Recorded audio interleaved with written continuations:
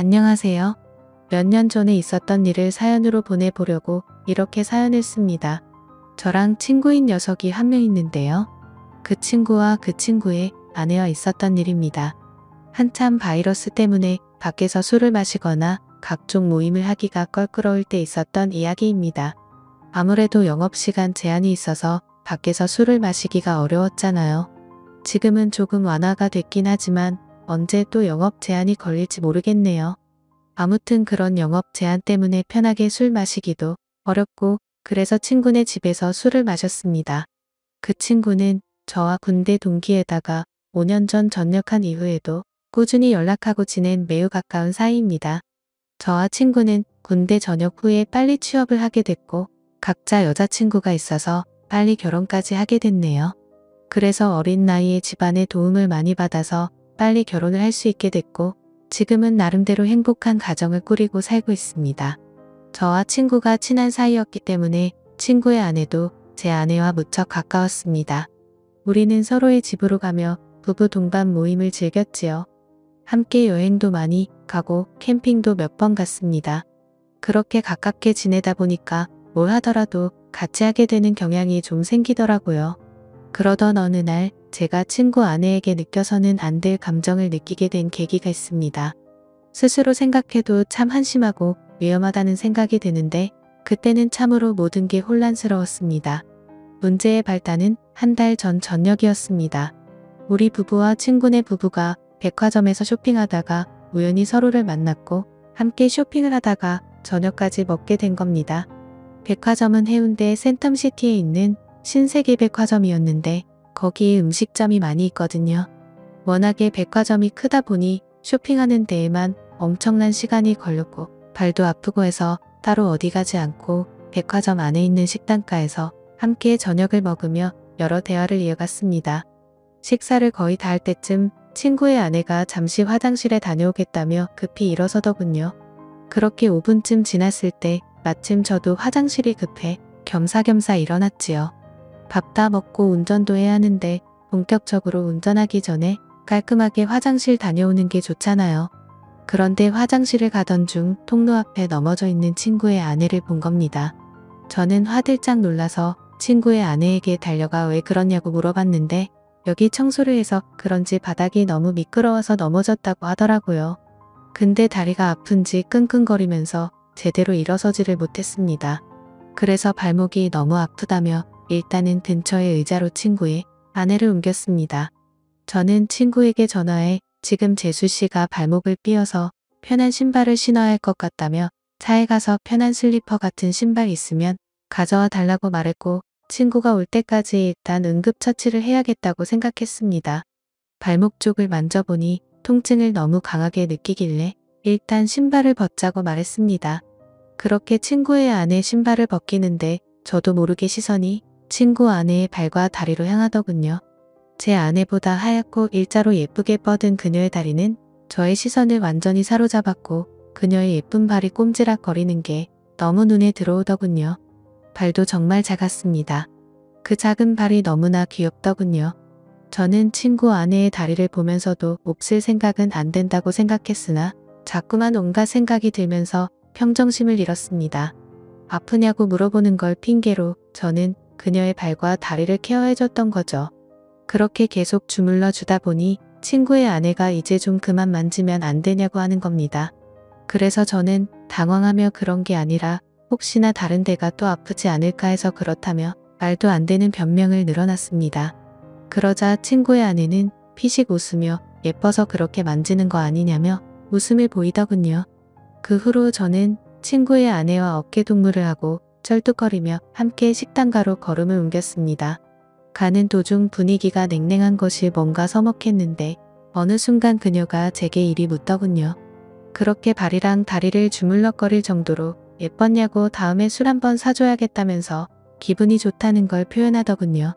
그러면서 저에게 자신의 휴대폰 번호를 가르쳐준 친구의 아내 얼떨결에 저는 친구 아내의 핸드폰 번호를 땄습니다. 친구는 어떻게 된 일인지 저희에게 물었습니다. 화장실 앞에 청소를 해놔서 그런지 물이 흥건했는데 구두를 신고 있어서 미끄러진 것 같다고 말했습니다.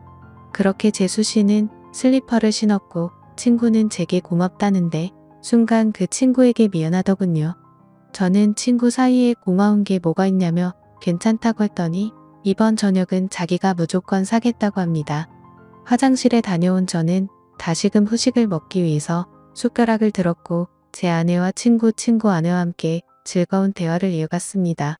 그날은 술도 빠지지 않았지요. 그렇게 즐겁게 마무리를 하고 집으로 돌아왔습니다. 그 뒤로 3일 정도가 지났을 때 이상하게 자꾸 그녀가 생각나서 결국에는 연락을 해봤습니다. 발은 괜찮냐고 병원 안 가봐도 되겠냐면서 그런 시시콜콜한 문자를 주고받았어요. 각자 배우자도 있는 사람들이 이게 뭐하는 짓인가 싶겠지만 무언가 서로를 끌려하고 있다는 게 느껴지는 그런 기류가 있었습니다. 그렇게 우리는 일주일 넘게 배우자 모르게 서로의 연락을 은밀히 주고받았습니다. 어쨌건 그렇게 연락을 좀 하는데 친구 아내가 저에게 매우 적극적이라 혼란스러웠습니다. 문자를 몇 번 주고받지도 않았는데 그 뒤로는 요즘에 뭐 하는지 별일 없는지 시간 있으면 술 한잔 하자는 식으로 여러 번 말을 하는 거예요. 그렇게 친구의 아내를 따로 만났습니다. 이렇게 친구의 아내와 밖에서 따로 만나는 건 확실히 바람피는 기분이 들어서 최대한 그런 느낌을 주지 않으려고 노력했습니다. 아내 얘기를 많이 했고 앞으로 아이 계획도 얘기하면서 최대한 상대방과 거리를 두려고 의도적으로 노력했죠. 그리고 서로의 대화가 한참이던 때 느닷없이 그녀가 제게 다가오더라고요. 순간 너무 당황해서 너무 어이가 없고 이 사실이 믿기지 않더군요. 그녀를 마주보고 대화하던 제 얼굴은 크게 일그러졌고 친구 아내는 저를 보며 도발하는 눈빛을 날렸습니다. 초저녁에 만나서 그렇게 간단하게 자리를 가지려고 했는데 계속 이렇게 하다가는 뭔가 사고를 칠 것만 같아서 저는 급하게 집으로 가야 한다며 집으로 돌아갔습니다. 솔직히 너무 무섭더군요. 그녀는 정말 친구에게는 과분하다는 생각이 들 정도로 아름다운 미녀인데 왜 갑자기 저한테 그렇게 대놓고 도발을 하는지 믿을 수도 없었고 그럼 그녀의 태도를 어떻게 받아들여야 할지 혼란스럽기만 했습니다. 그렇게 안절부절 못하면서 휴대폰만 보고 있었는데 어느새 시간은 12시쯤이 되었고 마음이 심란해서 잠이 오질 않더군요. 그런데 느닷없이 어디선가 전화가 걸려오는 겁니다. 친구 아내였습니다. 저는 전화를 받지 않으려고 했으나 자꾸만 걸려오는 전화에 난감했습니다. 제 아내는 이 야심한 밤에 누구냐며 짜증을 냈고 저는 회사 상사 전화라며 거실로 나와 걸려오는 전화를 속삭이며 받았습니다. 이렇게 늦은 시간에 왜 자꾸 전화하냐고 말했습니다. 그러자 한동안 말이 없던 그녀는 남편이 오늘 급하게 출산 때문에 지방으로 내려간다며 우리 집으로 오라고 하더라고요. 저는 가지 않겠다고 대답하고 전화를 끊었지만 마음이 너무 혼란스러웠습니다. 사실은 미치도록 가고 싶었습니다. 도저히 그녀의 유혹을 떨쳐내기가 쉽지 않더라고요. 앉아서 10분 동안 안절부절하며 생각만 한 것 같습니다. 이건 마치 하늘이 준 기회라고 생각했거든요.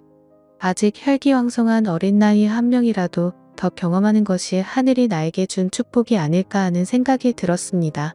도저히 그 유혹을 떨쳐버릴 수 없었습니다. 결국 저는 자고 있던 아내 귀에 대고 회사에 급한 일이 있어 나가봐야 한다고 둘러대며 급히 옷을 입었습니다. 그렇게 집에서 나온 저는 친구네 집으로 향했습니다. 친구의 집 앞 대문에 서서 가만히 있었습니다. 항상 이곳을 올 때면 친구가 저를 반겨줬는데 오늘은 친구가 아니라 친구의 아내가 저를 반겨주겠다는 생각이 들더군요. 한편으로는 마음이 참 씁쓸했습니다. 그렇게 집으로 들어가 현관을 지나 거실로 들어서니 촛불이 켜져 있었고 와인까지 준비되어 있었습니다. 그 광경을 보고 저는 정말 두근거리더라고요. 친구 아내는 예쁜 미소를 지으며 쳐다보는데 정체가 도대체 뭔지 궁금했습니다.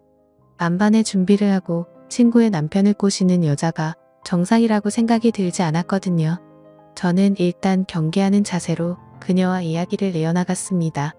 그녀의 이야기를 들어보니 충격적인 사실을 한 가지 알게 됐습니다. 자기가 지금 이러는 이유는 자신의 남편이 먼저 바람을 폈기 때문이라는데요.